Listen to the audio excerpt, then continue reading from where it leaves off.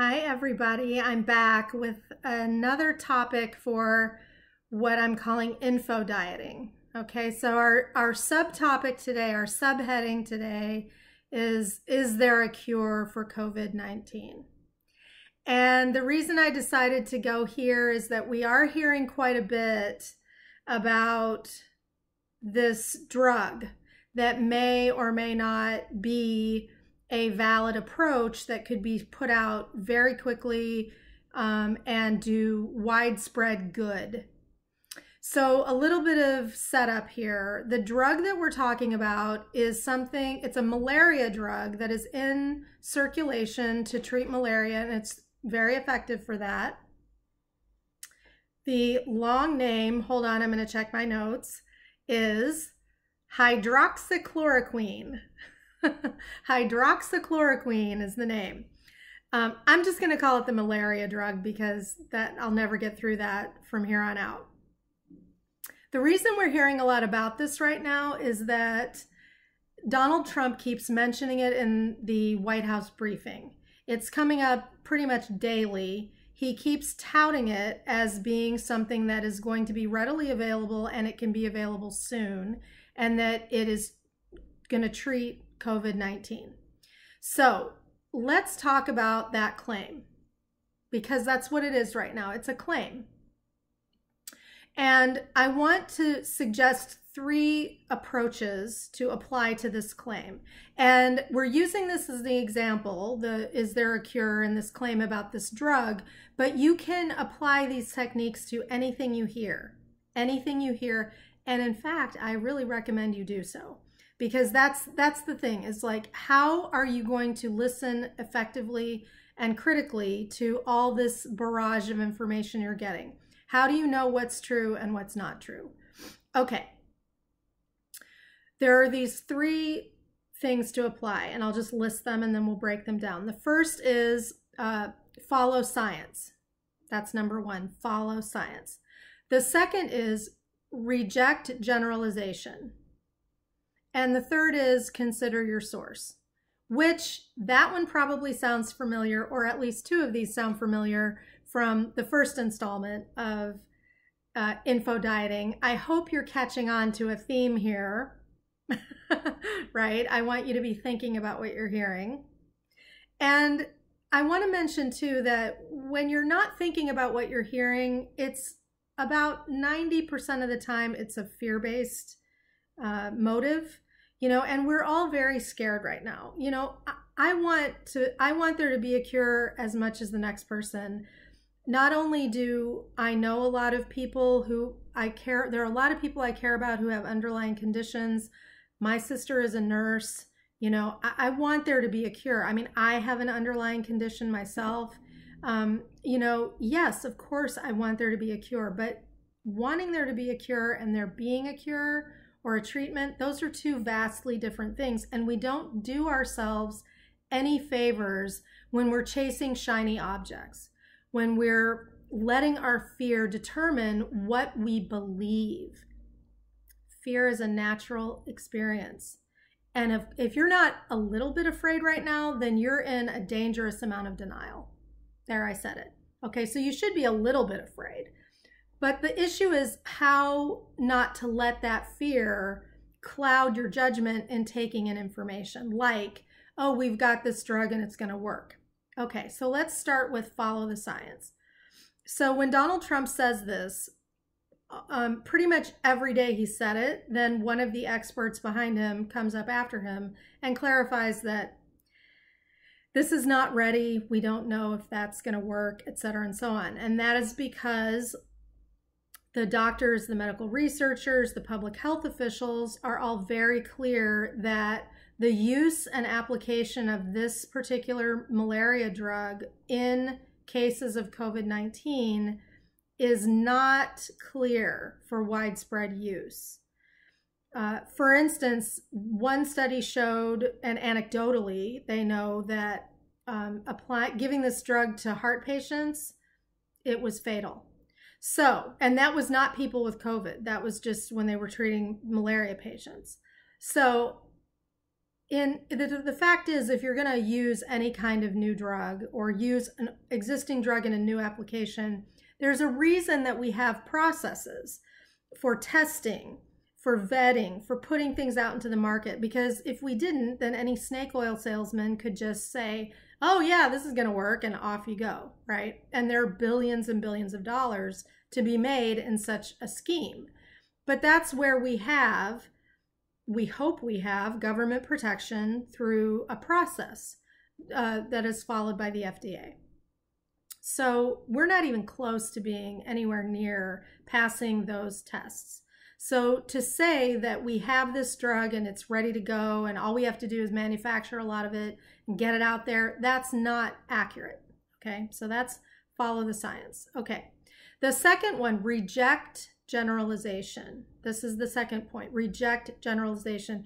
As soon as you hear in a statement, they or someone or I heard or them, that is a red flag. As soon as you hear that, immediately let your red flag go up. That this is something that you have to take with great, great skepticism. It's possible that the statement is true, but the fact that it is being said in such a generic way makes it almost useless. When you hear they say blah, blah, blah, blah, blah, then ask yourself, they who? And if the answer isn't, let's say in this case, well, the government, the government. Who in the government? Which part of the government? The government, if we're just talking about the federal government, it's massive. It's so huge. There are so many pieces to the federal government. So exactly who or what are you talking about? That really does matter. That really does matter. So reject the generalization and drill down for the specific. Okay, who, which department, which division, which organization. Now, who in that organization, who in that, was it the public relations office? Was it the director? Was the source a random employee?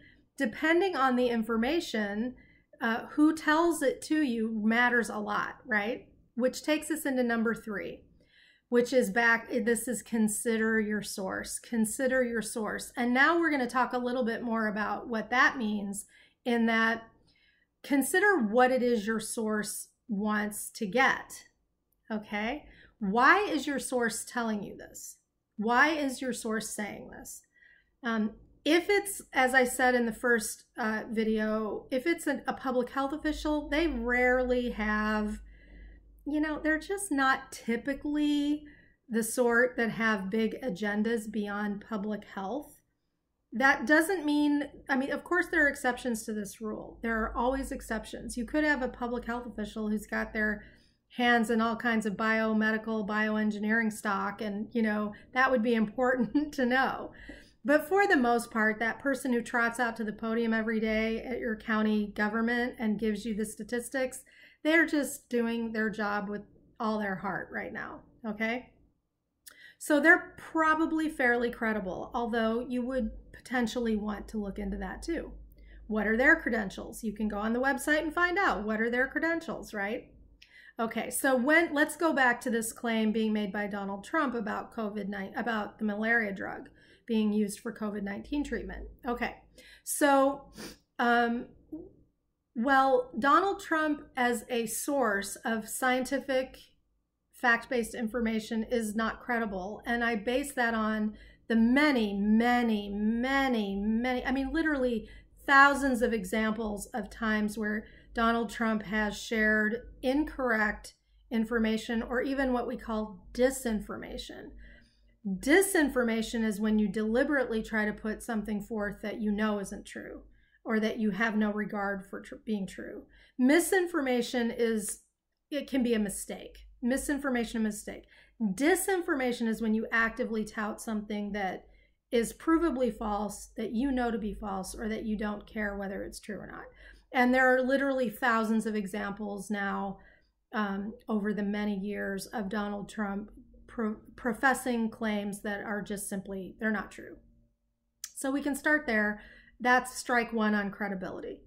Then we go to the fact that if you followed that science, then the whole thing gets pretty thin pretty quick. You know, the scientists are saying it's not that it couldn't be used. It's not that there is no application for it. It's just that it's so premature to say because there hasn't been adequate testing. All right. Then the other thing to think about is, what is the motive behind sharing this information? And as an example, again, with the COVID-19 malaria drug intersection, a report came out in the New York Times just like the next day after Donald Trump started touting this drug, that he has a financial stake in the manufacture of this drug. Okay, so now let's look at that claim. So that was reported in the New York Times, and then once you actually read that story and you dig in a little deeper and you go to other sources about that story, it becomes clear that in fact it isn't clear how much of a financial stake he has. In fact, it may be as low as $99. So is that a big deal? No, probably not.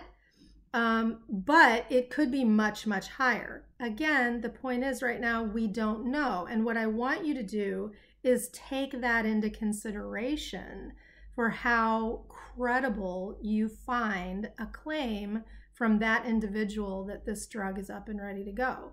You look at all those things and then you can say to yourself, how legitimate, how reliable is that on the face of it? And then you keep looking. Just keep your ears open. You know, you don't have to make a decision. It's okay not to know. There's a lot of stuff we don't know right now. And as scary as that is, it's more accurate, and therefore it's better information to say we don't know than to make a claim that is not yet proven. Okay, I hope this was helpful. To be honest, it could have gone on for 25 minutes at least, but I'm trying to keep these into some manageable form. So I hope you found it useful. If you did, please feel free to share it. I've opened up comments, so if you have a comment, please let me know if there's something else you'd like me to break down, any topics you want me to cover in this area. And stay well, stay safe. Thank you.